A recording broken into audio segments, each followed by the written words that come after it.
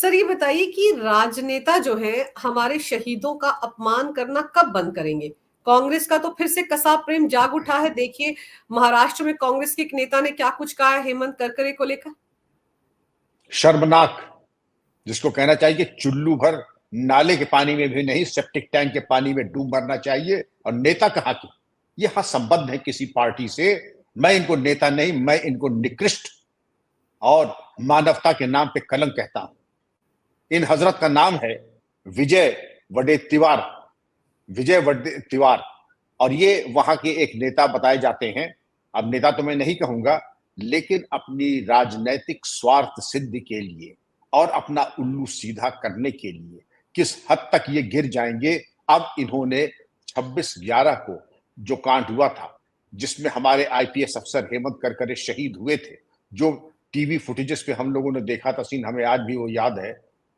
और उसको ये कह देना कि उनको कसाब ने उनकी हत्या नहीं की थी, बल्कि उनकी हत्या किसी आरएसएस ओरिएंटेड पुलिस कांस्टेबल ने की थी। और आपकी दरअसल आपके मतभेद किससे हैं? उज्जवल निकम से, जो कि पब्लिक प्रोसिक्यूटर हैं, जिनको बीजेपी से टिकट मिला है मुंबई से। आपको उनको विरोध करना जरूर कीजिए, लेकिन अपने विरोध में ला करके शहीदों की शहादत को धूमिल करने की कोशिश न कीजिए। उनकी प्रतिष्ठा पर बट्टा न लगाइए।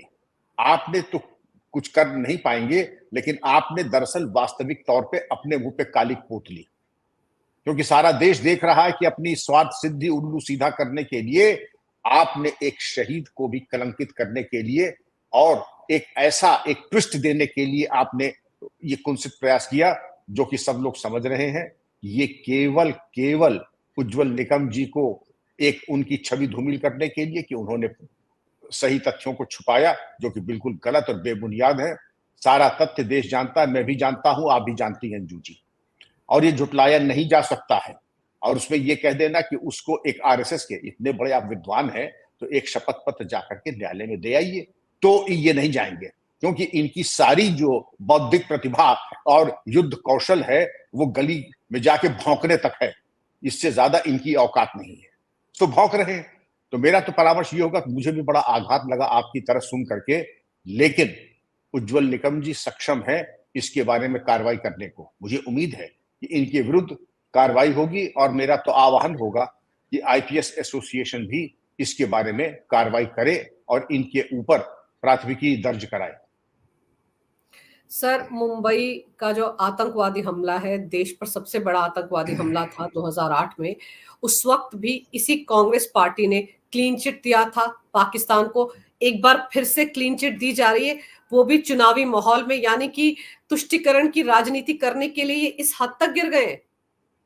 इसके कई आयाम हैं। एक आयाम तो यह है कि तुष्टीकरण के तहत कि पाकिस्तान को और उनके जिहादी जो माइंडसेट है उसके ऊपर पर्दा डाल दें, पर्दा डाल ना पाए, तो उसको कहते हैं कि भगवा आतंकवाद। आप याद करें, एक भगवा आतंकवाद का नैरेटिव तैयार करने की कोशिश की गई थी, फेल हो गए।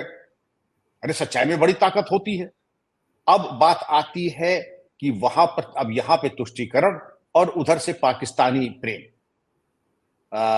अमन की आशा, अमन की आशा तरह के प्रोग्राम चलवाएंगे। यहां पर हमारे सिपाहियों की गर्दन काटी जा रही है, उनकी आंतें निकाली जा रही हैं, यहां अमन की आशा। मुझे तो कोई अमन की आशा दिखाई नहीं पड़ रही है। और सबसे मजे की बात यह है कि हमारे कांग्रेस के कद्दावर जो नेता हैं, उनके पक्ष में कहां से आवाजें उठ रही हैं? पाकिस्तान से। ये बेमेल की शादी, बेमौसम की बरसात, ये कहां से ये चमगादड़ों की गूंज पाकिस्तान से सुनाई पड़ रही है? अरे भाई तुमको लेना देना क्या है? इसके पहले भी जब इस पार्टी के नेता पाकिस्तान जाते थे, कहते पहले यहाँ की सरकार को अपदस्थ कर दे, राजनीति मेरा विषय नहीं है, लेकिन तब सत्तारूढ़ सरकार जो आज भी सत्तारूढ़ है, पहले इसको हटा दे। तो पाकिस्तान से क्या उम्मीद करते हैं कि वो यहाँ पर सत्ता परिवर्तन में आपकी मदद करेगा? और अगर मदद करने की आपको उम्मीद थी, और एक पंजाब के भी नेता थे जो क्रिकेटर भी रहे हैं, वो भी वहां जाकर के उन्हीं की भाषा में बात करने लगे थे। तो इसको मैं यही समझता हूं, न केवल दिमागी दिवालियापन तो आधा पक्ष हुआ, ये बेपेंदी के लोटे, जहां इनको जिसके कहते हैं सावन के अंधे को सब हरा हरा दिखता है, इनको जहां इंद्रधनुष की परछाई दिखाई पड़ती है, वहां पर ये टूट पड़ते हैं कि 4 पैसे शायद इन यहां निकल आए। कहीं से नहीं निकलेंगे। पाकिस्तान तो खुद भी अपने को नहीं समेट पा रहा है। उसकी आर्थिक बदहाली पूरी दुनिया में जग जाहिर है। आप उससे क्या उम्मीद कर रहे हैं? लेकिन 2-3 बातें बिल्कुल साफ है। पाकिस्तान प्रेम, पाकिस्तान से सहयोग, पाकिस्तान और आईएसआई से भेजे हुए उनके पिट्ठुओं की मदद। और यहां पर सुन लीजिए, एक ही दल नहीं है, एक दल और है कि मुख्तार साहब, अतीक साहब, अशरफ साहब की कुर्बानी जाया नहीं जाएगी। जाया नहीं जाएगी तो क्या कर लेंगे आप?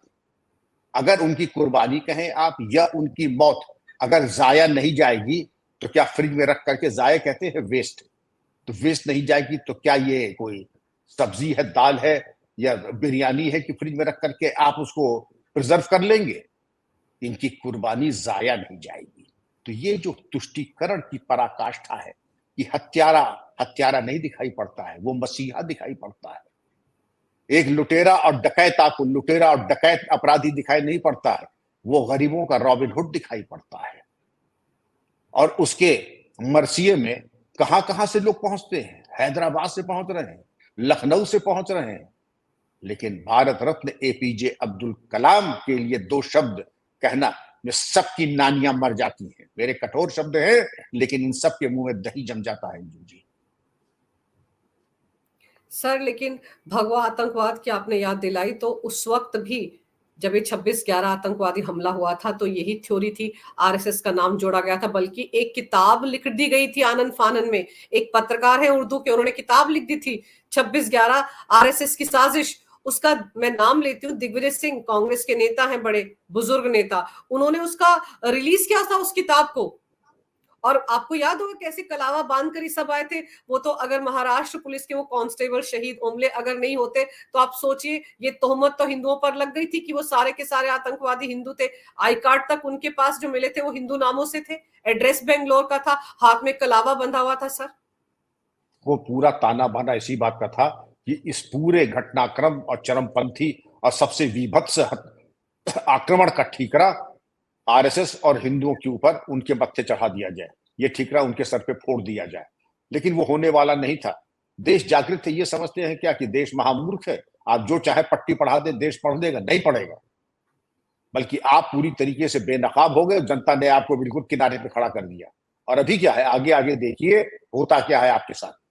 क्योंकि जो आपने कहा है अतीक साहब, अशरफ साहब की कुर्बानी जाया नहीं जाएगी। अभी तो देखिए, जाया तो उनकी कुर्बानी जाए ना जाए, लेकिन आपकी मौजूदगी जरूर जाया हो जाएगी, आपकी प्रासंगिकता जरूर जाया हो जाएगी, बिल्कुल वेस्ट हो जाएंगे। जिसको कहते हैं ना, वेस्टर्स एंड लूजर्स हैंडबुक।